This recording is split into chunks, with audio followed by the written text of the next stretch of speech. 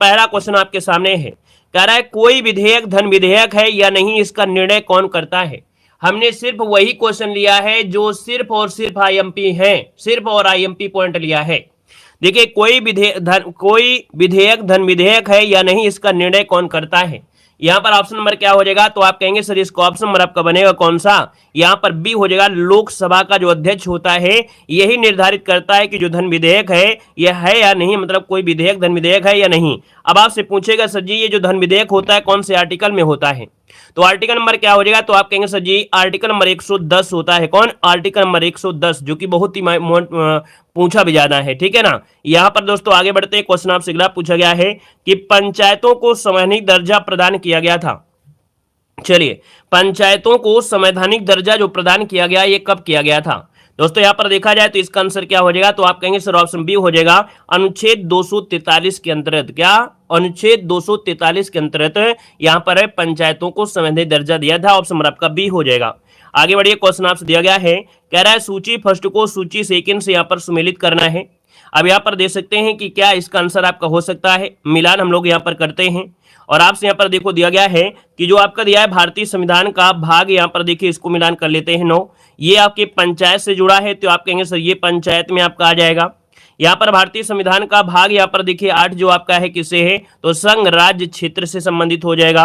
तो यहाँ पर इसका मतलब आपका संघ राज्य, इसका मतलब ये हो जाएगा। और भारतीय संविधान का भाग यहाँ पर देखा जाए तो भैया यहाँ पर 4 का 1 किससे जुड़ा है, तो आप कहेंगे मूल कर्तव्य से जुड़ा है, तो यहाँ पर मूल कर्तव्य आपका हो जाएगा। और यहाँ पर लास्ट वाला जो मिलान होगा वो क्या हो जाएगा, 9 का ये नगर पालिका, क्या हो जाएगा, नगर पालिका। तो देखिए इस प्रकार से ये ऑप्शन बन रहा है आपका 3, 1, 4, 2 आपका बन रहा है। ऑप्शन नंबर क्या हो जाएगा, ए नंबर इसका राइट हो जाएगा। आगे बढ़िए, क्वेश्चन आपसे अगला पूछा गया है और आपसे कह रहा है कि राज्य के नीति निर्देशक तत्व के अधीन निम्नलिखित में से कौन सा एक कारक उपबंध नहीं है। यहाँ पर देखिए काम करने की मानवीय दशाओं का उपबंध दिया गया है नीति निर्देशक में, सही पॉइंट दिया गया है। कि 6 वर्ष से कम आयु के बच्चों को प्रारंभिक बाल्यावस्था में देखरेख शिक्षा उपलब्ध कराना, ये भी आपका सही हो जाएगा।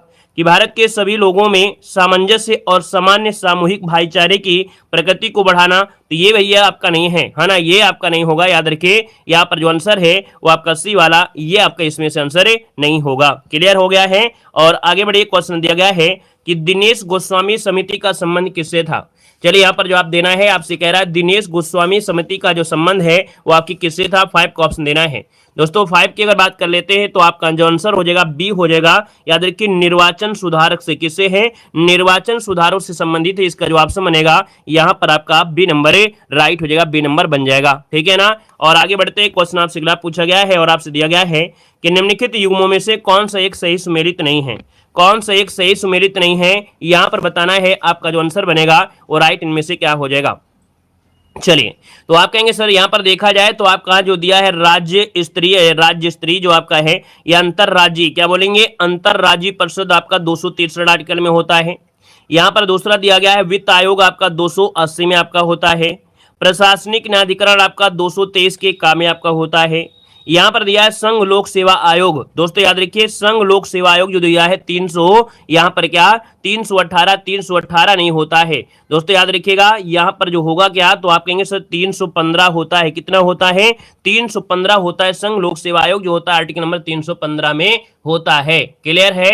यहां पर आगे बढ़ते क्वेश्चन आपसे अगला पूछा गया है, कह रहा है सरकारिया आयोग की संस्तुतियां निम्नलिखित में से किससे संबंधित है। सरकारी आयोग की संस्तुति जो आपकी है वो किसमें संबंधित है, आपसे पूछा है। आपका आंसर इनमें से क्या हो जाएगा। तो दोस्तों यहाँ पर देखा जाए तो आपका जो आंसर बनेगा इनमें से क्या हो जाएगा, तो आप कहेंगे डी नंबर है। यहाँ पर केंद्र और राज्य से संबंधित है, किससे है, केंद्र और राज्य का जो आंसर है आपका डी हो जाएगा। यहाँ पर आगे बढ़ते हैं, क्वेश्चन आपसे दिया गया है कि भारतीय संविधान के अंतर्गत निम्नलिखित में से कौन सा मूल कर्तव्य नहीं है। कौन सा मूल कर्तव्य नहीं है, आपसे क्वेश्चन पूछा गया है। तो चलिए यहाँ पर बताना है आपका आंसर इनमें से क्या बनेगा। चलिए सभी को जवाब देना है। यहाँ पर जो आंसर बनेगा इनमें से क्या हो सकता है।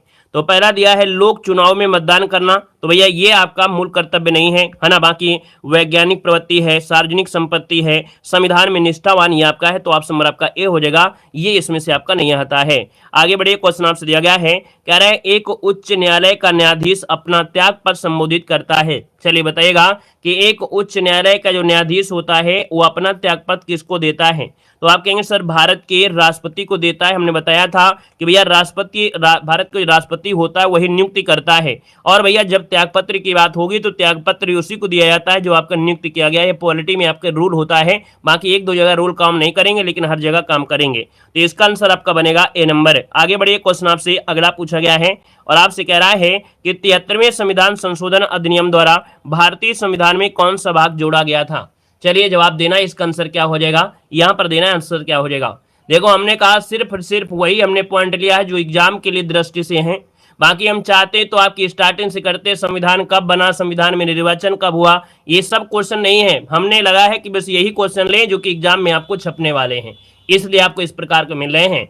यहाँ पर देखो 73वें संविधान संशोधन अधिनियम द्वारा भारतीय संविधान में कौन सा भाग जोड़ा गया था? यहाँ पर देखा जाए तो आपका आंसर क्या हो जाएगा, तो आप कहेंगे सर ऑप्शन नंबर आपका ये हो जाएगा, ये है आपका भाग दोस्तों, यहाँ पर याद रखिएगा। और इसके तहत देखा जाए तो जैसे 16 आपके नए अनुच्छेद जो आपके 243 से लेके 243 के ओ तक आपके इसमें से जोड़े गए थे। तो यहाँ पर जो ऑप्शन बनेगा इनमें से राइट क्या हो जाएगा, ए नंबर इसका राइट हो जाएगा दोस्तों, याद रखिएगा। ठीक है, 9। यहाँ पर आगे बढ़े, क्वेश्चन आपसे अगला पूछा गया है, कह रहा है भारत ने समवर्ती सूची की संकल्पना कहां से लिया है? भारत ने समवर्ती सूची की जो संकल्पना लिया है दोस्तों कहां से लिया है? तो दोस्तों आप कहेंगे समवर्ती सूची लिया है ऑस्ट्रेलिया के संविधान से। कहां से लिया है? ऑस्ट्रेलिया के संविधान से लिया है दोस्तों, याद रखिएगा। और जो संसद की संयुक्त बैठक होती है, क्या संसद की जो संयुक्त बैठक होती है ये भी आपकी यहीं की देन है, यहीं की देन आपकी, ये भी याद रखिएगा। बाकी आप लोग जानते हैं कि यूएसए के संविधान से देखा जाए मूल कर्तव्य है न्यायिक पुनर्वलोकन लिया गया है। आयरलैंड से दोस्तों क्या लिया गया है? तो आप कहेंगे सर आयरलैंड से राज्य के निर्देशक लिए गए हैं। ब्रिटेन से क्या लिया गया है? संसदीय प्रशासन प्रणाली लिया गया है।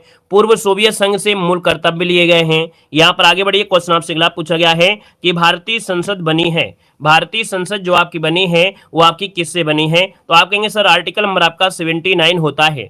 आर्टिकल 9 आपका 79 के तहत राष्ट्रपति, राज्यसभा और लोकसभा ये सम्मिलित रूप से संसद कहा जाता है। अर्थात यहाँ पर ये कह सकते हैं राष्ट्रपति संसद का अभिन्न अंग होता है। तो आप कहेंगे सर आंसर नंबर आपका डी जिसका आ रहा है बिल्कुल सही जवाब इनमें से हो जाएगा। यहाँ पर आगे बढ़ते क्वेश्चन आपसे दिया गया है कि सूची फर्स्ट को सूची सेकंड से यहाँ पर आपको सम्मिलित करना है और आपके सामने दिया गया है कुछ महत्वपूर्ण अनुच्छेद दिए गए हैं। हमने कहा संविधान अगर संशोधन करना है तो आपका प्रयोग करना होगा 368 का। किसका करना है? तो 368 को करना है। यहाँ पर 4 हो जाएगा। वित्त आयोग किसमें होता है? तो आप कहेंगे सर वित्त आयोग होता है 280। किसमें होता है? 280 होता है। यहाँ पर क्या हो जाएगा? 3 हो जाएगा। वित्तीय आपातकाल जो आपका है दोस्तों ये 360 में होता है। तो आप कहेंगे सर जी 360 यहाँ पर 1 हो जाएगा। और अखिल भारतीय सेवाएं जो राज्यों के लिए होती हैं तो ये आपके 312 है, तो यहाँ पर 2 हो जाएगा। ये समझो ये जो आपके 4 आर्टिकल है ये इतने महत्वपूर्ण आर्टिकल हैं, इतने महत्वपूर्ण आर्टिकल हैं कि समझो क्वेश्चन आपके एग्जाम में यहाँ से बहुत बनते हैं।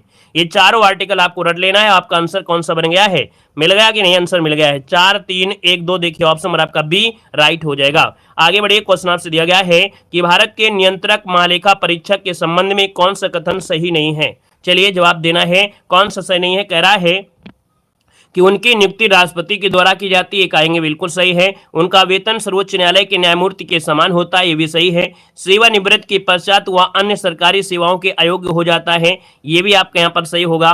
फिर दिया है उनको राष्ट्रपति पदच्युत कर सकते हैं। तो भैया नियंत्रक महालेखा परीक्षक को अपने पद से नहीं हटा सकते हैं। बाकी भारत के महान्यायवादी हैं और आपके राज्य के राज्यपाल हैं, तो महान्यायवादी और राज्य के राज्यपाल को हटाने की शक्ति राष्ट्रपति के पास है, लेकिन कैग को यहाँ पर नहीं हटा सकते। याद रखिएगा, इस बात को नोट कर लीजिएगा, ठीक है ना। आगे बढ़िए, क्वेश्चन आपसे अगला पूछा गया और आपसे कह रहा है कि केंद्रीय सतर्कता आयोग निम्नलिखित में से किस एक समिति की सिफारिश पर गठित किया गया था? केंद्रीय सतर्कता आयोग निम्नलिखित में से किस समिति की सिफारिश पर यहाँ पर गठित किया गया था? तो दोस्तों ये थी आपकी संथानम समिति। क्या थी? तो वर्ष 1962 में गठित संथानम समिति की सिफारिश के आधार पर ही सरकारी जो अधिकारी है इनका भ्रष्टाचार के आरोपों की जांच के लिए 1964 में केंद्रीय सतर्कता आयोग की स्थापना की गई थी। मोस्ट इंपोर्टेंट क्वेश्चन है, डायरेक्ट याद रखिएगा, कब? तो 1964 में याद है केंद्रीय सतर्कता आयोग की स्थापना की गई थी। आगे बढ़िए, क्वेश्चन आपसे अगला पूछा गया है कि निम्नलिखित में से पंचायतों की वित्तीय स्थिति का पुनर्लोकन करने के लिए वित्त आयोग का गठन करता है। मतलब यहां पर देखा जाए तो आप कहेंगे सर, यहां पर देखा जाए तो आपका आंसर क्या होगा 16 नंबर में। चलिए सभी को जवाब देना है। तो हमने कहा सर जी यहां पर देखा जाए तो आपका जो आंसर बनेगा इनमें से क्या हो जाएगा, नोट कर लीजिएगा, यहां पर जो आंसर बनेगा इनमें से क्या हो जाएगा। तो दोस्तों यहां पर देखा जाए इसका जो आंसर आ गया है वो आपका सी हो जाएगा, संबंधित राज्य का राज्यपाल। अर्थात निम्नलिखित में से कौन पंचायतों की वित्तीय स्थिति का पुनर्लोकन करने के लिए वित्त आयोग का गठन करता है? तो ये गठन करता है राज्यों में जो संबंधित राज्य का राज्यपाल होता है।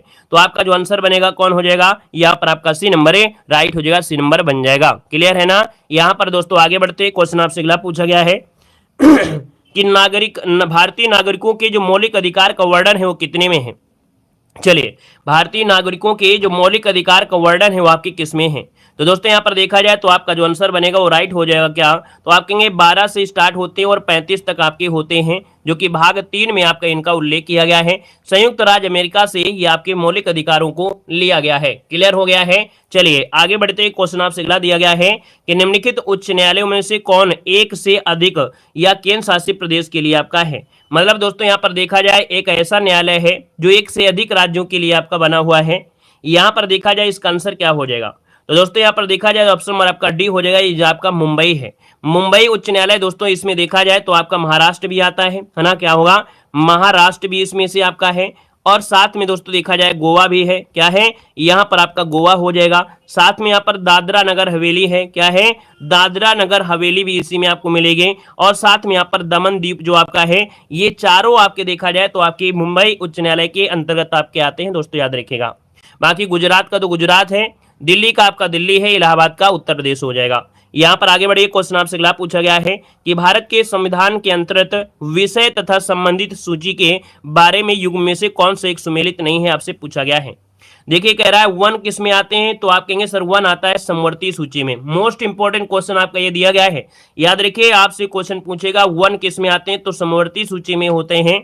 शेयर बाजार दोस्तों समवर्ती में नहीं होता है, ये केंद्र में होता है। किस में होता है? केंद्र में होता है। जैसे पुलिस पूछे जाए, पुलिस प्रशासन किस में होता है? तो आप कहेंगे सर ये पुलिस प्रशासन राज्यों से होता है। ठीक है ना? तो यहां पर देखिए आपका बी नंबर आपका गलत हो गया। बाकी डाकघर बचत किस में होता है? संघीय सूची में होता है। जन स्वास्थ्य होता है राज्य सूची में। अब देखिए राज्य सूची से ही ज्यादा क्वेश्चन आपकी बनेंगे राज्य सूची में, और राज्य सूची में देखिए क्या क्या है, कल लगभग 5 पॉइंट आपको रट लेना है। जैसे कि हमने बताया लोक व्यवस्था, क्या दिया है? लोक व्यवस्था जो आपकी होती है राज्य सूची में होता है। पुलिस जो आपका होता है, पुलिस प्रशासन जो होता है, ये राज्य सूची में आपका आता है। जो जन स्वास्थ्य होता है, ये भी किस में आता है? तो आपकी राज्य सूची में आपका आता है। भूमि जो होता है, ये भूमि किस में आता है? तो भी आपको बताना है, राज्य सूची में आपका आता है। स्थानीय स्वशासन जो होता है वो भी किस में आता है? राज्य में आता है। सिंचाई किस में आता है? तो सिंचाई भी किस में आता है? तो आपके राज्य में आता है। कृषि किस में आता है? तो कृषि भी किस में होगा? राज्य में आता है ना? तो ये इतने वाले पॉइंट जो आपके ये किस में आते हैं? तो आप कहेंगे सर राज्यों में आते हैं। बहुत आईएमपी पॉइंट आपका है। अगला क्वेश्चन आपसे दिया गया है कि निम्नलिखित संविधान संशोधन अधिनियम में से किस एक में यह प्रावधान किया गया कि किसी राज्य में मंत्रिपरिषद का आकार क्रमशः लोकसभा सदस्यों की कुल संख्या का उस राज्य के विधानसभा के सदस्यों की कुल संख्या का 15% से अधिक नहीं होगा। दोस्तों एक संशोधन हुआ था 91 नंबर का। कौन सा? 91 नंबर का संशोधन हुआ था।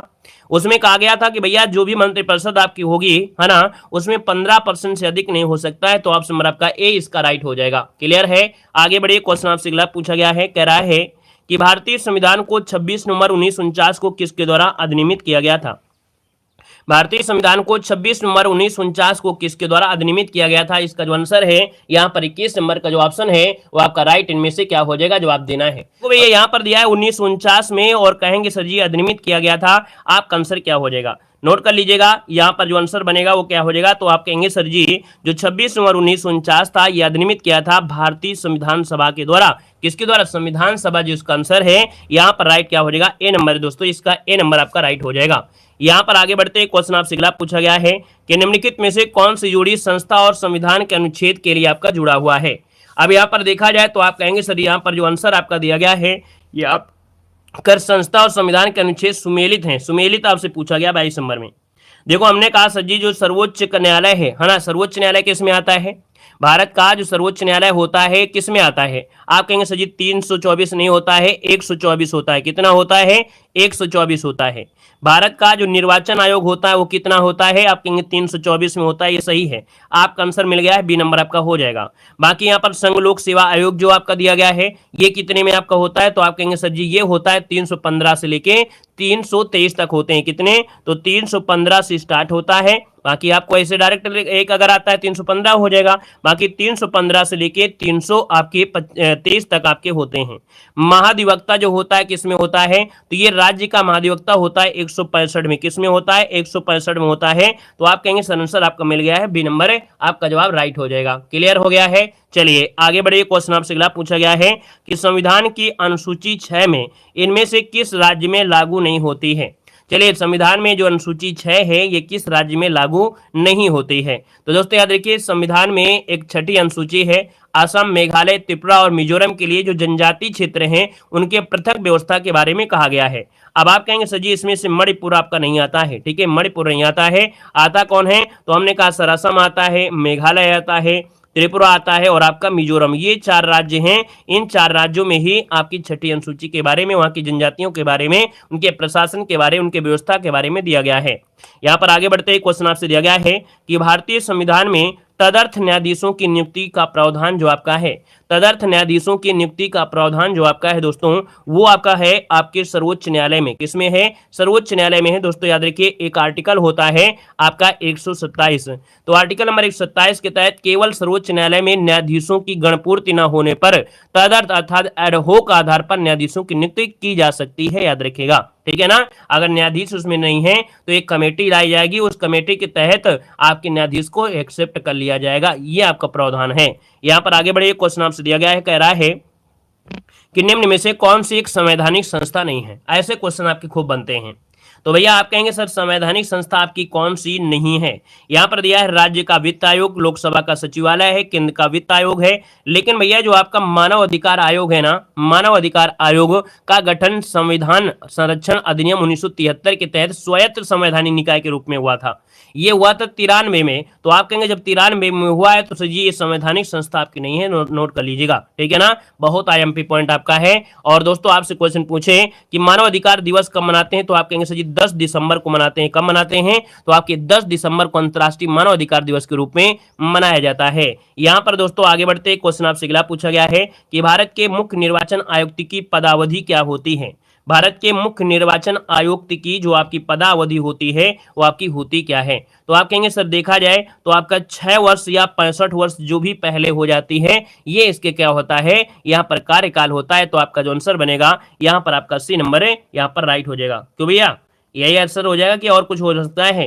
तो आपका आंसर सी नंबर है, यहाँ पर राइट हो जाएगा। यहाँ पर आगे बढ़ते हैं, क्वेश्चन आपसे अगला पूछा गया है, कह रहा है डॉक्टर भीमराव अंबेडकर ने निम्नलिखित मौलिक अधिकारों में से किसे संविधान के हृदय और आत्मा कहा है। मोस्ट इंपॉर्टेंट क्वेश्चन आपका दिया है। अब आप बताइए यहाँ पर जो आंसर बनेगा इनमें से क्या हो सकता है।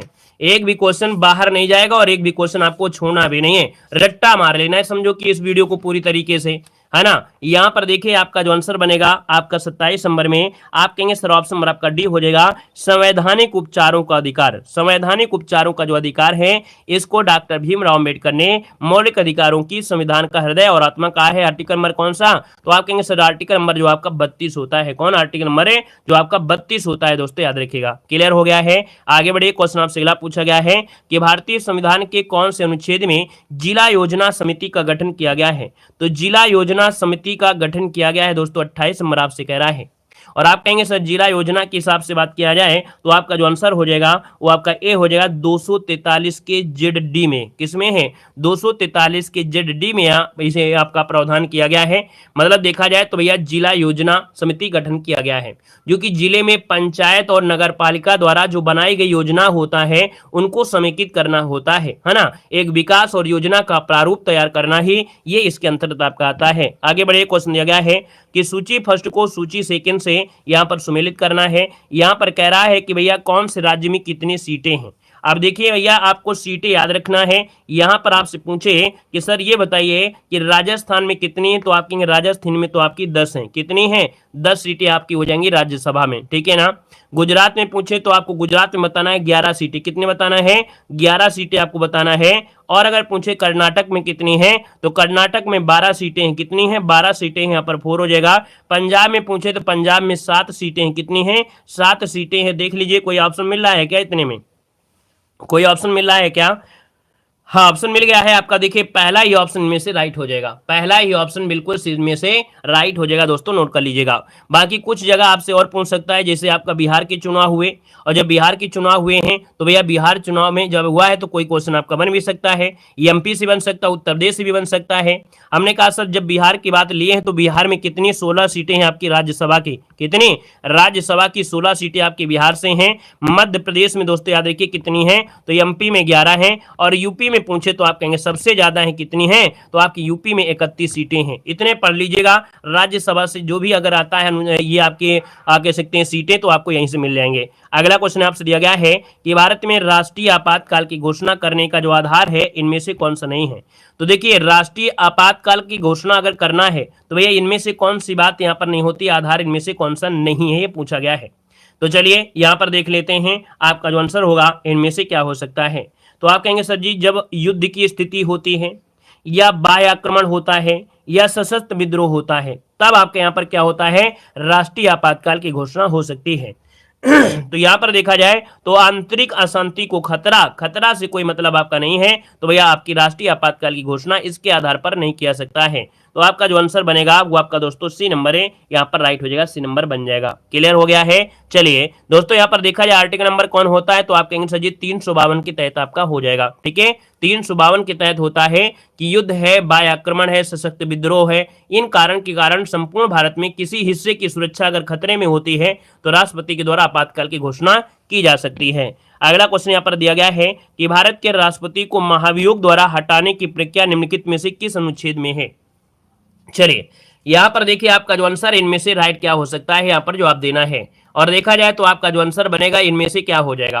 आप कहेंगे सर यहाँ पर देखा जाए तो आपका आर्टिकल नंबर जो आपका दिया गया है कौन सा, बी नंबर 61 हो जाएगा। 61 के माध्यम से महाभियोग द्वारा यहाँ पर कह सकते हैं कि राष्ट्रपति को हटाया जा सकता है दोस्तों, याद रखिएगा। ठीक है ना। और यहाँ पर देखा जाए संविधान का जब अतिक्रमण होता है ना, संविधान का अतिक्रमण करने पर ये शक्ति आपकी होती है, तो भैया इसको इसके पद से हटाया जा सकता है। हमने कहा था जो लोकसभा होता है, क्या लोकसभा होता है और राज्यसभा होता है, इसमें पहले 1/4 बहुमत पारित हो जाता है, फिर नोटिस भेजी जाती है आपकी 14 दिन के लिए, फिर भी अगर नहीं हटते हैं तब आपकी चाहे लोकसभा हो चाहे राज्यसभा से हो, आर्टिकल नंबर 61 के तहत यहाँ पर प्रक्रिया जारी कर दी जाएगी। अगर 2/3 बहुमत पारित हो जाता है तो भैया राष्ट्रपति को अपने पद से हटना पड़ेगा दोस्तों, याद रखिएगा। क्लियर हो गया है। चलिए आगे बढ़िए। क्वेश्चन आपसे अगला पूछा गया और आपसे दिया गया है कि सूची फर्स्ट को सूची सेकंड से यहाँ पर सुमेलित करना है। अभी अभी हमने बताया था इसके बारे में, देखो अनुसूचियां आ गई हैं, बहुत ही आईएमपी पॉइंट दिया गया है। अनुसूचियां जो आपकी दी गई हैं बिल्कुल आईएमपी पॉइंट वाली हैं। देखिए ये बताइएगा कि यहाँ पर देखा जाए तो आपका चतुर्थ अनुसूची में क्या है, चौथी अनुसूची में राज्यसभा में सीटों का जो आवंटन है, राज्यसभा में जो सीटों का आवंटन है ये आपके चौथी अनुसूची में है, यहाँ पर 3 हो जाएगा। छठी अनुसूची की बात करें तो आपको बताना है कि जनजातियों के क्षेत्र के प्रशासन के विषय में आपका दिया गया है, तो आप कहेंगे सर यहाँ पर आपका 4 हो जाएगा। 8वीं अनुसूची की बात करता है तो संविधान द्वारा मान्यता प्राप्त जो भाषाएं हैं, तो भाषाओं से रिलेटेड आपका हो जाएगा, दूसरा हो जाएगा। और जब 9वीं अनुसूची पूछे तो आपको विषय बता देना है, यहाँ पर 1 इसका आंसर है, राइट हो जाएगा दोस्तों, याद रखिएगा। ठीक है ना। क्लियर हो गया। बहुत ही मोस्ट इंपोर्टेंट क्वेश्चन आपका दिया गया है। जो लोग इस वीडियो को देख लेंगे, उस वीडियो को देखने के बाद आपको लगेगा कि नहीं हाँ इसमें कुछ था, शायद पेपर लीक वाले क्वेश्चन आपके डायरेक्ट रखे गए हैं। बाकी जो नहीं देखेंगे बाद में देखेंगे तो उनको कहेंगे सर जी इस वीडियो को पहले देख लिया होता, काश काश पहले देख लिया होता। देखो आपसे कह रहा है कि संविधान के अंतर्गत पंचायतों में महिलाओं के 1/3 प्रतिनिधित्व की गारंटी कौन सुनिश्चित देता है। तो दोस्तों ये बताइए, जो आपके पंचायत होते हैं इनमें महिलाओं के 1/3 प्रतिनिधित्व की गारंटी कौन देता है। यहाँ पर देखा जाए तो आपका आंसर क्या हो जाएगा, तो आप कहेंगे सर ऑप्शन नंबर आपका बनेगा बी, यहाँ पर 243 के घा में किसमें आता है, तो 243 के घा के अंतर्गत पंचायतों में अनुसूचित जाति, अनुसूचित जनजाति और महिलाओं के आरक्षण देने का प्रावधान किया गया है। कम से कम आपके 1/3 स्थान आरक्षित करना अनिवार्य दिया गया है। क्लियर है। चलिए आगे बढ़िए, क्वेश्चन आपसे अगला पूछा गया और आपसे यहाँ पर दिया गया है कि निम्नलिखित विवादों में से किसमें सर्वोच्च न्यायालय के प्रस्तावना को संविधान की मौलिक संरचना का भाग स्वीकार किया गया है। क्वेश्चन को फिर से पढ़िए, कह रहा है कि निम्नलिखित विवादों में से किसमें सर्वोच्च न्यायालय ने प्रस्तावना को भारतीय संविधान की मौलिक संरचना का भाग स्वीकार किया है। तो दोस्तों यहाँ पर देखा जाए तो आपका आंसर में से क्या हो जाएगा, तो दोस्तों ये विवाद आया था केशवानंद भारती विवाद। इसका जो आंसर है वो आपका डी नंबर राइट हो जाएगा। इसको भी नोट कर लीजिएगा, केशवानंद भारती विवाद ये 1973 में आया था। सर्वोच्च न्यायालय ने संविधान की आधारभूत संरचना का ऐतिहासिक सिद्धांत दिया था। तो यहाँ पर जो आपका आंसर है दोस्तों, आपका जवाब यहाँ पर डी नंबर राइट हो जाएगा। इसने संविधान की मौलिक संरचना का भाग स्वीकार किया। यहाँ पर आगे बढ़ते क्वेश्चन दिया गया है कि निम्न में से कौन राज्यसभा का सदस्य होते हुए भी लोकसभा की कार्यवाही में भाग ले सकता है। मतलब राज्यसभा का सदस्य होते हुए भी लोकसभा की कार्यवाही में भाग लेता है भैया। और ये भाग लेता है कौन, तो यहाँ पर देखिए मंत्री जो राज्यसभा का सदस्य हो, क्या मंत्री जो राज्यसभा का सदस्य हो दोस्तों, यहाँ पर जो आंसर है वो आपका सी नंबर है, इसका राइट हो जाएगा। हमने कहा सर केंद्र सरकार वह मंत्री जो राज्यसभा का सदस्य हो, मंत्री के पद पर आसीन होने के कारण राज्यसभा का सदस्य होते हुए भी लोकसभा की कार्यवाही में भाग ले सकता है। और इस क्वेश्चन को बिल्कुल से आपको स्क्रीनशॉट ले लेना है, ठीक है ना। यहाँ पर इस क्वेश्चन का स्क्रीनशॉट ले लीजिएगा क्योंकि गलती होने के 100% चांस हैं। यहाँ पर आगे बढ़ते क्वेश्चन आपसे दिया गया है और आपसे कह रहा है निम्नलिखित युग्मों में से कौन एक सुमेलित नहीं है। कौन है, भाग 3 में मूल अधिकार का प्रावधान है, बिल्कुल सही है। भाग 4 में नीति निर्देशक प्रावधान है, बिल्कुल सही है। भाग 5 में भैया आपका मूल कर्तव्य नहीं है। भाग 5 में भैया जो आपका है वो संघ के बारे में है। किसके बारे में है, संघ के बारे में है। अगर यहाँ पर अगर आपसे पूछे भैया यहाँ पर 1 से मतलब 10 हो गया, ये हो गया क्या 15 बन गया। जो आपका भाग 15 है वो किसके बारे में, निर्वाचन के बारे में। ये भी क्वेश्चन पूछा जा सकता है, याद रखिएगा, नोट कर लीजिए। निर्वाचन किसमें है, तो भाग 15 में होगा। अगर आपसे पूछे भाग यहाँ पर 17 में क्या होता है, तो इसमें डबल और जोड़ देंगे 17 हो जाएगा। और ये होता है राजभाषा। क्या होता है, राजभाषा होता है, याद रखिएगा। आगे बढ़े, क्वेश्चन आपसे दिया गया है और आपसे कह रहा है कि भारतीय संविधान के निम्नलिखित अनुच्छेदों में से कौन सा राज्य की विधानसभाओं की संरचना का प्रावधान प्रस्तुत करता है। चलिए बताएगा कि राज्यसभा की विधानसभा की संरचना का प्रावधान प्रस्तुत करता है। यहाँ पर जवाब देना है दोस्तों। यहाँ पर बताइएगा इसका आंसर क्या हो सकता है। आप कहेंगे सर इसका जो आंसर बनेगा वो अनुच्छेद 170 होता है। कौन होता है, अनुच्छेद 170 जो विधानसभा की संरचना के बारे में बताता है। ये भी बताता है कि भैया राज्य की जो विधानसभा होती हैं इनमें अधिकतम संख्या कितनी हो सकती है, तो आप कहेंगे अधिकतम संख्या दोस्तों 500 होती है और न्यूनतम जो आपकी होती है वो 60 हो सकती है। ये भी आपको बात याद रख लेना है, बिल्कुल मोस्ट इंपोर्टेंट पॉइंट आपका यहाँ पर दिया गया है। क्लियर है। आगे बढ़िए, क्वेश्चन आपसे अगला पूछा गया है, कह रहा है निम्नलिखित में से कौन सा संवैधानिक संशोधन भारत में पिछड़ी जातियों के लिए राष्ट्रीय आयोग के गठन से संबंधित है। दोस्तों याद रखिएगा, ऐसा एक संशोधन हुआ जिसमें भारत में जो पिछड़ी जनजातियां, पिछड़ी जातियां, यहाँ पर राष्ट्रीय आयोग के गठन से संबंधित आपका है। यहाँ पर देखा जाए तो आपका आंसर क्या हो जाएगा, इसे आपको बताना है। चलिए यहाँ पर देखिए इसका जो आंसर बनेगा आपका सी हो जाएगा 102 नंबर का संवैधानिक संशोधन। क्या हो जाएगा, 102 नंबर का जो संवैधानिक संशोधन है ये राष्ट्रीय पिछड़ा वर्ग आयोग के संवैधानिक दर्जा प्रदान किया गया है। और इस आयोग को सामाजिक और शैक्षणिक रूप से जो पिछड़े वर्ग के बारे में है ना शिकायतें हैं, कल्याणकारी उपाय हैं, उनकी जांच का अधिकार देता है। ऑप्शन नंबर आपका हो जाएगा कौन सा, बी नंबर। नेक्स्ट क्वेश्चन आ गया है बिल्कुल तहलका मचाने वाला और आपसे कह रहा है कि निम्नलिखित में से किसका कार्यकाल राष्ट्रपति की इच्छा पर निर्भर करता है। चलिए बताइए इसका आंसर क्या हो जाएगा। कह रहा है कि भैया किसका कार्यकाल राष्ट्रपति की इच्छा पर निर्भर करता है, राष्ट्रपति की इच्छा पर निर्भर करता है, बताइएगा। यहाँ पर दिया गया है, कह रहा है भारत के महान्यायवादी, राज्यों के राज्यपाल, भारत के नियंत्रक, महालेखा परीक्षक। अभी इसी वीडियो में इस क्वेश्चन आया था इसी प्रकार का, ऐसा ही क्वेश्चन आपका आया था जब हमने आपको बताया था। हमने कहा सर जी राज्य के राज्यपाल तो होते ही होते हैं, राज्य के राज्यपाल तो होते ही होते हैं, बाकी याद रखिएगा कि भारत का जो आपका कौन है महान्यायवादी होता है, इसका भी संविधान में कहीं उल्लेख नहीं किया गया है, इसको हटाएगा कौन है, तो आपके राष्ट्रपति की इच्छा के अनुसार ही आपका है। तो याद रखिए यहां पर आपका फर्स्ट और सेकंड इसका ऑप्शन बनेगा। बाकी नियंत्रक महालेखा परीक्षक को हटाने का प्रावधान है, तो याद रखिए इसका आंसर आपको देना है फर्स्ट और सेकंड, क्योंकि राज्य के राज्यपाल को भैया राष्ट्रपति के द्वारा ही हटाया जा सकता है। क्लियर है ना? तो आपको बताना है इसमें सर आंसर आपका बी हो जाएगा, फर्स्ट और सेकंड। क्लियर है? समझ गए होंगे। चलिए आगे बढ़िए, क्वेश्चन आपसे अगला पूछा गया है, कह रहा है लोकसभा में अनुसूचित जनजाति के लिए निम्न में से किस राज्य में सर्वाधिक आरक्षित सीटें हैं। चलिए लोकसभा में अनुसूचित जनजाति के लिए जो आपकी किस राज्य से सर्वाधिक आपकी आरक्षित सीटें हैं ये आपको बताना है। तो आप कहेंगे सर यहाँ पर देखा जाए तो आपके मध्य प्रदेश में है। कहाँ पर है? याद रखिएगा जनजातियों के लिए लोकसभा में सबसे ज्यादा सीटें हैं ये आपके मध्य प्रदेश में है। दोस्तों नोट कर लीजिएगा, मध्य प्रदेश हो जाएगा। क्लियर है ना? और मध्य प्रदेश की 6 सीटें, कितनी 6 सीटें अनुसूचित जनजाति के लिए आरक्षित की गई हैं। कितनी? तो आपकी 6 सीटें आपकी की गई हैं। क्लियर है? आगे बढ़िए, क्वेश्चन आपसे अगला पूछा गया और आपसे दिया गया है कि पंचायती राज से संबंधित निम्नलिखित समितियों में से अनुशंसा आपको बताना है। तो चलिए यहां पर देख लेते हैं, अगर आपसे पूछे समितियां तो पूछेगा ही पूछेगा, और यही आपको समितियां रट्टा मार के जाना है। यहां पर आपसे कह रहा है सर, यहां पर देखिए कह रहा है कि भैया बलवंत राय मेहता समिति की मांग क्या थी।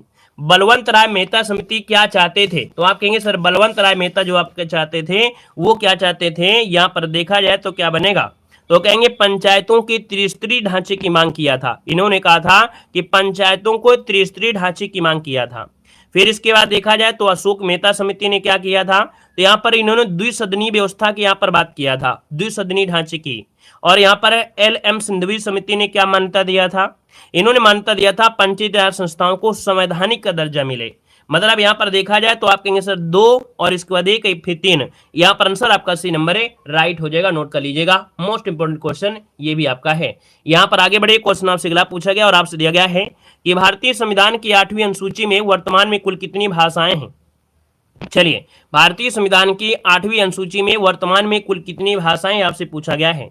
तो दोस्तों आपका आंसर क्या हो जाएगा, डी नंबर, यहाँ पर 22 भाषाएं। कितनी हो जाएंगी? आप कहेंगे सर जी 22 भाषाएं, इसका जो आंसर आ रहा है 22 भाषाएं आपका जवाब इनमें से राइट हो जाएगा। क्लियर है ना? बाकी सभी भाषाएं तो आपको रट्टा मार नहीं सकते हैं। यहाँ पर आगे बढ़ते हैं, क्वेश्चन आपसे अगला पूछा गया है कि नीति निर्देशक तत्व के संदर्भ में यहाँ पर विचार करना है। तो चलिए नीति निर्देशक क्या कहता है समझते हैं इस पॉइंट को। कह रहा है कि संविधान के भाग 4 में नीति निर्देशक तत्वों का उल्लेख किया गया है। कहेंगे बिल्कुल सही है। यह संविधान का जो अनुच्छेद 36 से 51 तक होता है ये भी सही है। भारतीय संविधान में इसे आयरलैंड के संविधान से ग्रहण किया गया है, ये भी सही है। मतलब ऑप्शन नंबर आपका बनेगा क्या, फर्स्ट सेकंड थर्ड, अर्थात ऑप्शन नंबर आपका डी यहाँ पर राइट हो जाएगा। क्लियर हो गया है? चलिए आगे बढ़ते हैं, क्वेश्चन आपसे अगला पूछा गया है और आपसे कह रहा है कि भारत के संविधान के किस अनुच्छेद के द्वारा राष्ट्रपति को उच्च न्यायालय का कार्यकारी मुख्य न्यायाधीश नियुक्त करने की शक्ति दी गई है। क्वेश्चन को फिर से पढ़िए, क्वेश्चन को फिर से समझिए। हमने कहा जैसे कि आप एग्जाम में बैठते हैं, नहीं समझ में आता उसका एक बार फिर प्रयास करिए। क्या कह रहा है कि भारत के संविधान के किस अनुच्छेद के द्वारा राष्ट्रपति को उच्च न्यायालय का कार्यकारी मुख्य न्यायाधीश नियुक्त करने की शक्ति है।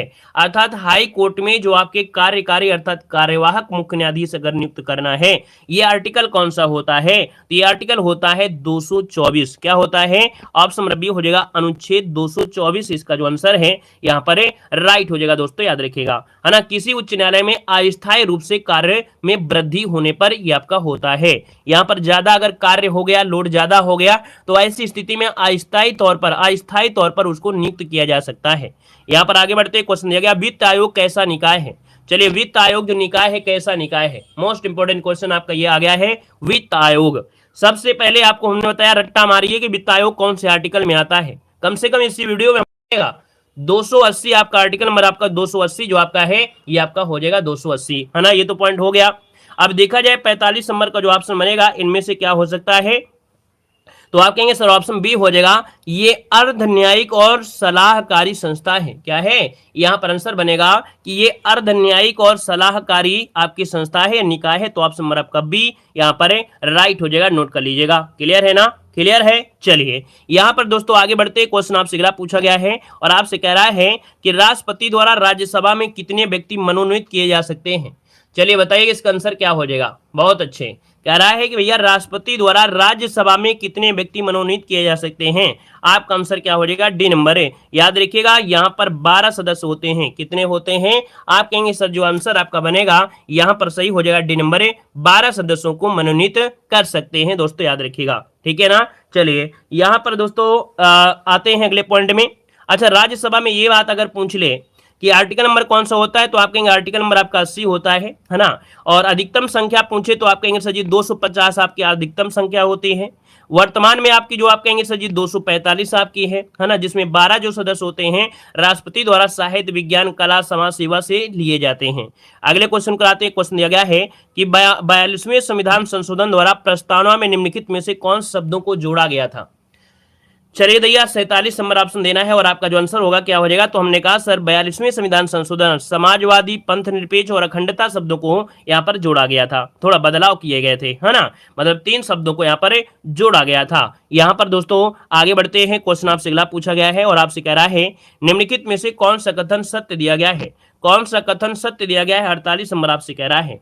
और 48 की अगर बात करते हैं तो दोस्तों देखते हैं, पहला पॉइंट है कि भारतीय संविधान में मूल रूप से आपात का प्रावधान नहीं किए गए हैं। ऐसे कैसे नहीं किए गए हैं भैया, आपातकाल जर्मनी से लिया गया है ना, तो आपका ये तो गड़बड़ हो गया है।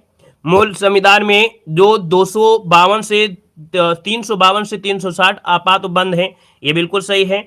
आपात उपबंध फ्रांस से लिया गया नहीं, हमने कहा आपात लिया गया जर्मनी से। कहां से लिया गया, जर्मनी से। तो आप कहेंगे सर ऑप्शन केवल नंबर आपका बी सही है, केवल दूसरा सही है। क्लियर हो गया है। आगे बढ़िए, क्वेश्चन आपसे अगला पूछा गया और आपसे दिया गया है कि जनहित याचिका जिसे PIL कहां पर प्रस्तुत की जाती है। ये देखिए आपका इतना एमपी पॉइंट है, हमने आपको बताया भी था कि जनहित याचिका जो आपकी है, इसके बारे में आपका चैप्टर भी आपकी एग्जाम में मानसिक अभिरुचि आपके लगभग आपके 10 नंबर आपके आने भी हैं। हमने आपको 3-4 पार्ट दिया भी है, लेकिन बहुत लोगों ने उसमें रुचि नहीं लिया है, उसको पढ़ने में रुचि नहीं लिया है, तो इसलिए हमने थोड़ा क्लास से उसमें कम कर दिया है। बाकी हम चाहते हैं कि 100 क्वेश्चन की क्लास दे देंगे तो मानसिक अभिरुचि से 10 नंबर आपकी कवर हो जाएंगे। ठीक है ना। तो देखिए यहाँ पर कह रहे हैं सजी जो आपकी जनहित याचिका होता है, इसी में आंसर छुपा है। जनहित, जन मतलब होता है लोग और हित मतलब होता है उनके हित के लिए। लोगों के हित के लिए जो याचिका होती है उसे बोलते हैं जनहित याचिका। इसका मतलब यह है कि ये पर्सनल एक व्यक्ति के हित के लिए नहीं होती है, एक व्यक्ति के लिए नहीं होती है। तो दोस्तों यहाँ पर देखा जाए 49 नंबर का जो ऑप्शन बनेगा वो डी हो जाएगा कि भैया उच्च न्यायालय और उच्चतम न्यायालय दोनों में किया सकता है। याद रखिए जो आपकी जनहित याचिका है अर्थात PIL है, इसको हम लोग उच्च न्यायालय में 226 के तहत भी कर सकते हैं और उच्चतम न्यायालय में आर्टिकल नंबर 32 के तहत कहीं भी प्रस्तुत कर सकते हैं। नोट कर लीजिएगा, IMP पॉइंट है। और आगे बढ़ते क्वेश्चन आपसे दिया गया है, यहाँ पर दिया है कि सूची फर्स्ट को सूची सेकंड से यहाँ पर सुमेलित करना है। तो देख लेते हैं, सुमेलित कर लेते हैं, क्या दिक्कत है, यहाँ पर कर लेंगे, कोई समस्या नहीं है। देखिए कह रहा है अनुच्छेद जो 54 है वो किससे संबंधित है। अनुच्छेद 54 का जो संबंध है किससे है, तो आप कहेंगे अनुच्छेद 54 में राष्ट्रपति के निर्वाचन के बारे में दिया है। अनुच्छेद 75 में प्रधानमंत्री की मंत्रिपरिषद की नियुक्ति के बारे में दिया गया है। यहाँ पर देखिए 155 में राज्य के राज्यपाल की नियुक्ति के बारे में दिया गया है और अनुच्छेद 164 में राज्य के जो मुख्यमंत्री और मंत्रिपरिषद है उनके बारे में दिया गया है। अब आप देख लीजिएगा यहाँ पर ऑप्शन नंबर आपका पहला ही राइट हो जाएगा, ए नंबर हो जाएगा। और देख सकते हैं इस सीरीज में एक बात आपको देखने को मिली होगी, हमने उन पॉइंट को लिया है जो कि बहुत ही IMP है और आर्टिकल हमने ज्यादा लिया है क्योंकि आर्टिकल से रिलेटेड क्वेश्चन आपके बनने हैं ज्यादा हैं। ठीक है ना, हर एक प्रकार का वो आर्टिकल जो एग्जाम में आपका बनना है वो आपको ज्यादा लिया है। देखो दिया है भारत के संविधान में उद्देश्य का अपना जो प्रावधान है ये किस देश से लिया गया है।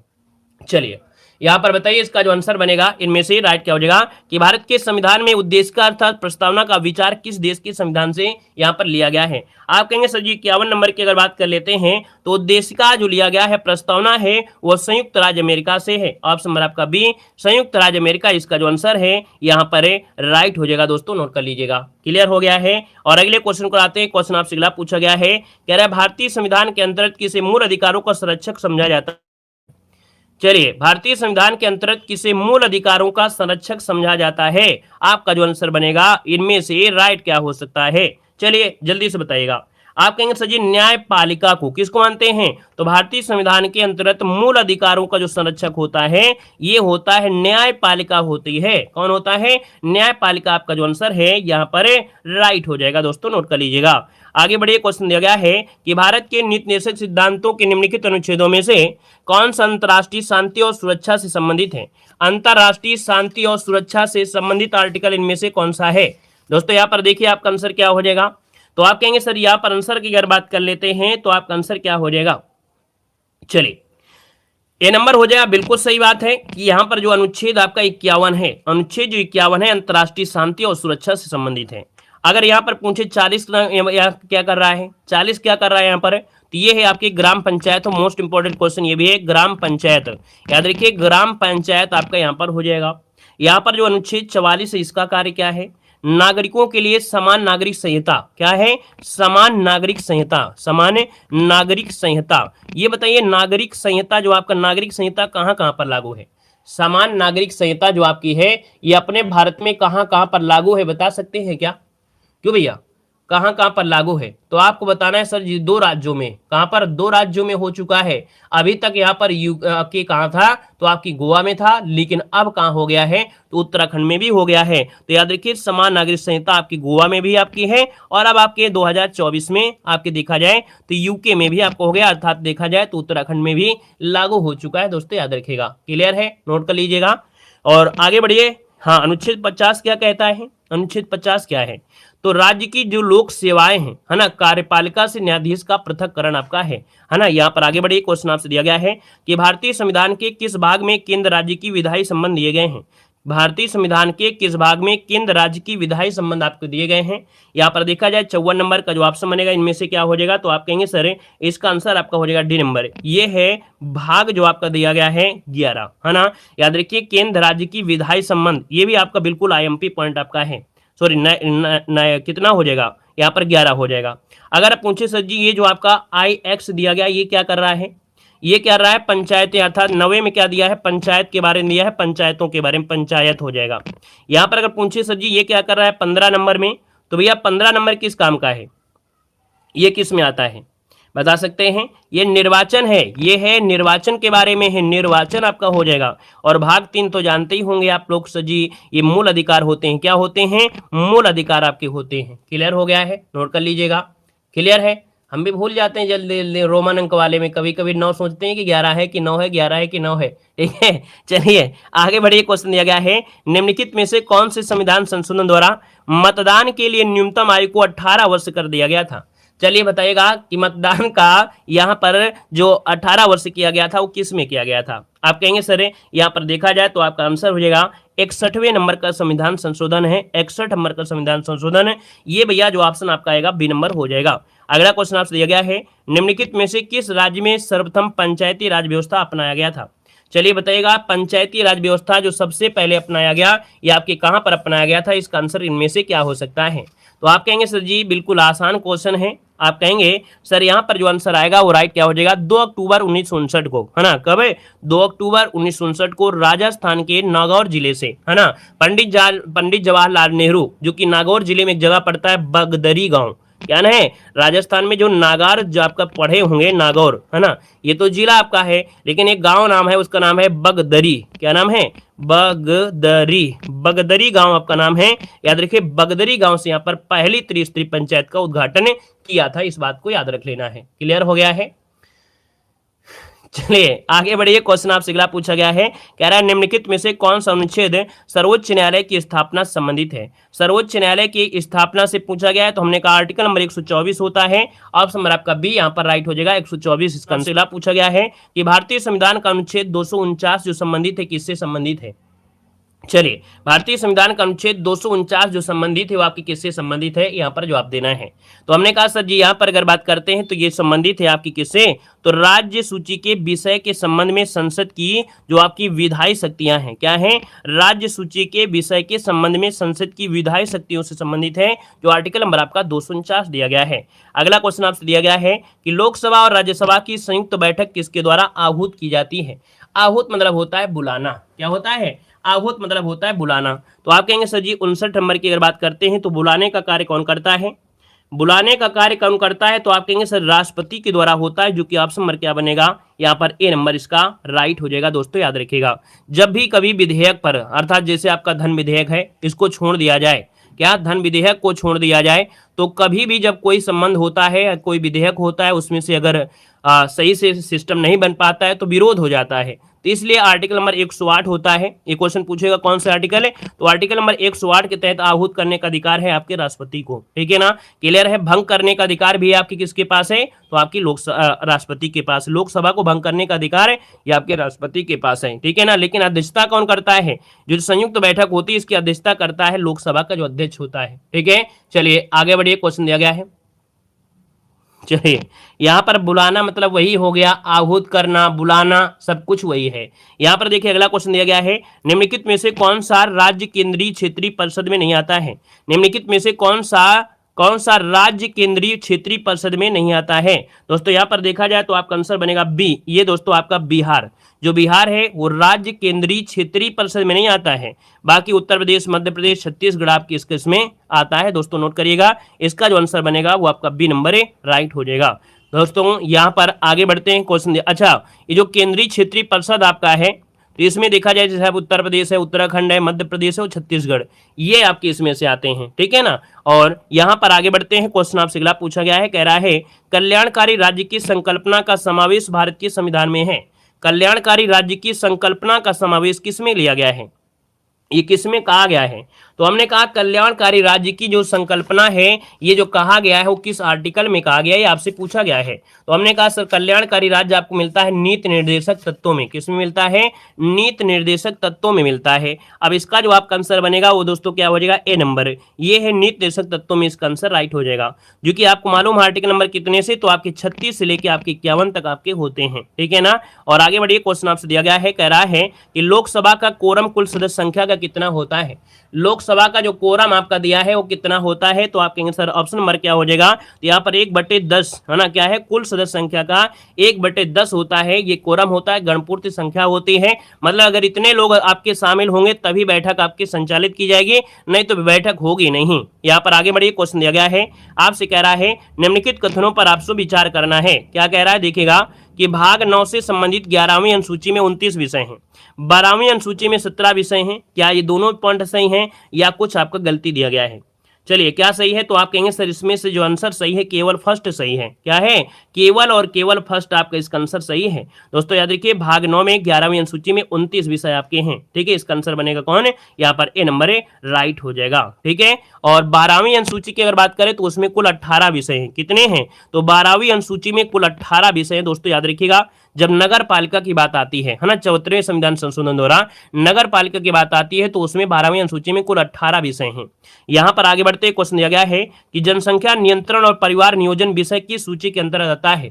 ये भी देखिए बिल्कुल आपका आईएमपी पॉइंट दिया गया है, बिल्कुल आपको आईएमपी लगा देना है कि जनसंख्या नियंत्रण और परिवार नियोजन, अभी हमने बताया था इस वीडियो में, है ना, हमने बताया था इस बारे में। और हमने कहा सर जी ये आता है समवर्ती सूची में। याद रखिए कि जनसंख्या का नियंत्रण और परिवार नियोजन जो आपका आता है वो आपकी समवर्ती में होता है। बाकी राज्य सूची की हमने आपकी स्टार्टिंग में जिक्र कर दिया था, है ना, पुलिस है और साथ में यहाँ पर देखा जाए कृषि संबंधित आपके हैं, ये सब आपके आते हैं राज्य में। अगला क्वेश्चन दिया गया है कि राज्यसभा की संरचना से संबंधित प्रावधान निम्नलिखित में से किस अनुच्छेद में है। राज्यसभा की संरचना से संबंधित जो प्रावधान है वो किस में आपका दिया गया है, तो आप कहेंगे अनुच्छेद आपकी 80 में प्रावधान है, किसमें है, अनुच्छेद अनुच्छेद 80 में जो प्रावधान है वो प्रावधान किया गया है आपकी किसके, राज्यसभा के बारे में प्रावधान किया गया है। दोस्तों याद रखिए, हमने कहा कि भैया अधिकतम संख्या हो सकती है कितनी, तो 250 हो सकती है ना। यहाँ पर परंतु वर्तमान में कितनी है, तो आप कहेंगे सर जी 245 आपकी वर्तमान में है, ठीक है ना। और उत्तर प्रदेश में सर्वाधिक आपकी है कितनी, 31 सीटें। यहाँ पर आगे बढ़ते हैं, क्वेश्चन दिया गया है कि पंचायती राज निम्नलिखित समितियों पर विचार करना है, कालक्रम के अनुसार आपको बताना है कौन से इनमें से राइट हो सकता है, कालक्रम के अनुसार ये आपको बताना है कौन सा आंसर है यहाँ पर राइट हो जाएगा। तो चलिए फिर यहाँ पर मिलान कर लेते हैं। चलिए यहाँ पर मिलान करिए, देखिए आपका सही जो आपका बनेगा इनमें से क्या हो जाएगा। तो देखिए भैया यहाँ पर जो आंसर बनेगा 66 नंबर में वो ऑप्शन बी बनेगा। याद रखिए 3, 1, 4, 2, मतलब यहाँ पर बी आर मेहता समिति, फिर इसके बाद अशोक मेहता समिति, और इसके बाद यहाँ पर जीवी के राव समिति, फिर आपकी आती है एल एम सिंघवी समिति आती है। मतलब इसका जो आपका आंसर बनेगा वो आपका बी नंबर इसका राइट हो जाएगा। दोस्तों नोट कर लीजिएगा। अब अगर डेट पूछ ले तो डेट लगा देना। बलवंत राय मेहता समिति जो आपकी आई थी, बलवंत राय मेहता आपकी 1957 कब आई थी, 1957 में आई। इसके बाद यहाँ पर अशोक मेहता समिति कब आए, 77 में, कब 77 अर्थात 1977। यहाँ पर जीवी के जो आपके आए थे ये कब आए थे, तो भैया ये आपके 1986 में, कब आए थे, तो आपकी 86 में आए थे। और अगर पूछे पी के थुंगन जो आपके थे वो जो आपके आए थे कौन, यहाँ पर एल एम सिंघवी समिति, ये कब आए थे, तो आपकी 86 में, ये 86 में था। और ये जीवी के जो आपके ये 85 में है, ठीक है 85 में है। तो ये क्रम आपका बनेगा आपका बी नंबर। अगला क्वेश्चन दिया गया है कि वर्तमान में भारत में उच्च न्यायाधीशों की संख्या पूछा गया है। चलिए वर्तमान में भारत में उच्च न्यायाधीशों की संख्या पूछा गया है, 67 नंबर का ऑप्शन में से क्या हो जाएगा। चलिए उच्च न्यायालय होना चाहिए, उच्च अच्छा न्यायालय दिया तो है। उच्च न्यायालय की संख्या कितनी है, तो आप कहेंगे सर जी 25 हो जाएगा, जो कि ऑप्शन नंबर आपका क्या बनेगा, बी नंबर इसका राइट हो जाएगा। 25 आपकी इसका आंसर है राइट हो जाएगा, है ना। अगर पूछे कि आर्टिकल कौन सा होता है, तो आर्टिकल होता है यहाँ पर आपका 214, आर्टिकल नंबर 214 यहाँ पर याद रखिए आपका हो जाएगा। नवीनतम कौन सा है, तो आप कहेंगे सर आंध्र प्रदेश में आपका नवीनतम आपका है ना। हमने कहा पूरी पॉलिटी की क्लास में एक ज्यादा फोकस आपने देखा होगा, हमने फोकस किया है आर्टिकल में फोकस किया है, क्योंकि हमें मालूम है आर्टिकल का काफी अच्छा योगदान रहने वाला है। देखो कह रहा है निम्नलिखित में से कथनों पर विचार करना है। 68 नंबर आपसे कह रहा है, क्या कह रहा है समझिएगा। कह रहा है पहला पॉइंट कह रहा है कि भारत की संविधान सभा ने राष्ट्रीय ध्वज का प्रारूप 22 जुलाई 1947 को अपनाया था। आप कहेंगे बिल्कुल सही है। राष्ट्रीय ध्वज के बीच में 21 तीलियां, आप कहेंगे गलत दिया गया है। राष्ट्रीय ध्वज की चौड़ाई देखिए आपका 2:3 होता है, ये भी आपका गलत दिया है। आप कहेंगे सर केवल और केवल कौन सा है, यहाँ पर फर्स्ट नंबर आपका केवल सही दिया गया है। यहाँ पर आगे बढ़िए, क्वेश्चन आपसे अगला पूछा गया है कि किसी जाति तथा जनजाति को अनुसूचित जाति या अनुसूचित जनजाति घोषित करने हेतु जो संपन्न शक्ति है या संवैधानिक प्राधिकारी है वो आपके कौन है। ये जो शक्ति होती है ये किसके पास होती है, तो भारत के राष्ट्रपति के पास ये प्रावधान है, अर्थात भारत के राष्ट्रपति के पास ये शक्ति होती है कि किसी जाति या जनजाति को अनुसूचित जाति या अनुसूचित जनजाति घोषित कर सकती है। आगे बढ़िए, क्वेश्चन दिया गया है, कह रहा है भारत के संविधान के निम्नलिखित में से कौन से एक अनुच्छेद में विधान परिषद के उत्पादन और सृजन से संबंधित है। मतलब जो राज्यों में होती है विधान परिषद, उसको बना सकते हैं, उसका सृजन कर सकते हैं, उसको हटा सकते हैं। तो दोस्तों 70 नंबर का ऑप्शन होता है यहाँ पर बी नंबर है 169। क्या होता है 169, इसका जो आंसर है वो आपका जवाब इनमें से राइट हो जाएगा। मतलब इसके अंतर्गत कह सकते हैं उत्पादन और सृजन के उपबंध आपके हैं, है ना। वर्तमान में 6 राज्यों में ही केवल आपकी विधान परिषद आपकी है। कहां पर है, आंध्र प्रदेश, उत्तर प्रदेश, बिहार, महाराष्ट्र, कर्नाटक और तेलंगाना। आगे बढ़े, क्वेश्चन दिया गया है कि 103 नंबर का जो संवैधानिक संशोधन है वो किससे संबंधित है। यहां पर बताइएगा आपका आंसर क्या हो जाएगा। 103 नंबर का जो संवैधानिक संशोधन है ये किससे संबंधित है, ये आपको बताना है। जल्दी से बताइएगा आपका आंसर क्या हो जाएगा। 103 नंबर पूछा है तो आप तुरंत जवाब देंगे सर 103 नंबर का जो ऑप्शन आ रहा है यहाँ पर आंसर क्या हो जाएगा। चलिए आंसर ये हो जाएगा, ये है भैया आर्थिक रूप से पिछड़े वर्गों के आरक्षण, है ना। EWS वाले जिन लोगों ने 10% कोटा ले लिया है ना, तो इसका आंसर बनेगा आपका ए नंबर है। अगला क्वेश्चन दिया गया है कि भारत के संविधान के ऊपर सबसे अधिक प्रभाव निम्नलिखित में से किसका माना जाता है। तो भैया सबसे ज्यादा प्रभाव आपके संविधान में है कौन, ये बताइएगा। तो आप कहेंगे सर जी देखा जाए तो ये है आपका भारत सरकार अधिनियम 1935 जो आपका है ये लिया गया है, ऑप्शन डी हो जाएगा। अगला आपसे दिया गया है, कह रहा है कि भारत में राष्ट्रपति किस अनुच्छेद के अंतर्गत राष्ट्रपति शासन घोषित कर सकता है। चलिए बताइएगा, भारत में राष्ट्रपति किस अनुच्छेद के अंदर राष्ट्रपति शासन घोषित करता है? आप कहेंगे सर ऑप्शन नंबर आपका हो जाएगा 356। क्या हो जाएगा? 356 जिसको ऑप्शन आ रहा है बिल्कुल सही जवाब इनमें से राइट हो जाएगा। अगर पूछे राष्ट्रीय आपातकाल क्या होता है तो राष्ट्रीय आपातकाल 352 होता है ना। अगर वित्तीय आपातकाल 360 होता है। अगला क्वेश्चन आपसे दिया गया है कि सूची फर्स्ट को सूची सेकंड से सुमेलित करना है। रट्टा मार लीजिए इस क्वेश्चन को। देखिए भैया, हमने कहा यहां पर हम आपको कहते हैं कि सर जी 7वीं अनुसूची क्या होता है, तो 7वीं अनुसूची में क्या होता है, तो आप कहेंगे सर जी संघ राज्य और समवर्ती अनुसूची के बारे में दिया है, 3 हो जाएगा। 8वीं अनुसूची क्या है, तो आपकी 8वीं अनुसूची भाषाएं हो जाती हैं। 9वीं अनुसूची क्या होता है, तो आप कहेंगे 9वीं अनुसूची में देखा जाए तो आपकी कुछ अधिनियम है ना, विधिनियमन जिन्हें बोल देते हैं, तो यहां पर इसका क्या बनेगा 4 हो जाएगा। और यहाँ पर 10वीं अनुसूची में दरबदल आपका हो जाएगा है ना, तो यहाँ पर आपका दरबदल केवल नाम का रह गया है। बाकी यहाँ पर देखिए कि दरबदल तो हो ही रहे हैं, लगातार हो रहे हैं, खूब भयंकर हो रहा है ना। तो यहाँ पर देखा जाए तो आपका आंसर हो जाए आपका 3, 1, 4, 2 और नंबर आपका डी हो जाए। स्क्रीनशॉट ले लीजिए इसका स्क्रीनशॉट ले लीजिएगा। अगला क्वेश्चन दिया गया है, कह रहा है राज्यसभा धन विधेयक पर अपनी सहमति कितने दिनों तक रोक सकती है? चलिए बताइएगा कि जो राज्यसभा है धन विधेयक पर अपनी सहमति कितने दिनों तक रोक सकती है। यहां पर आंसर क्या हो जाएगा, तो आप कहेंगे सर मात्र देखा जाए तो 14 दिन तक रोक सकती है। बाकी अगर ना भी पारित करेगा तो भी पारित माना ही जाएगा है ना। तो आपका आंसर क्या हो गया, यहां पर आपका हो गया ए नंबर इसका राइट हो जाएगा। ठीक है ना। तो भैया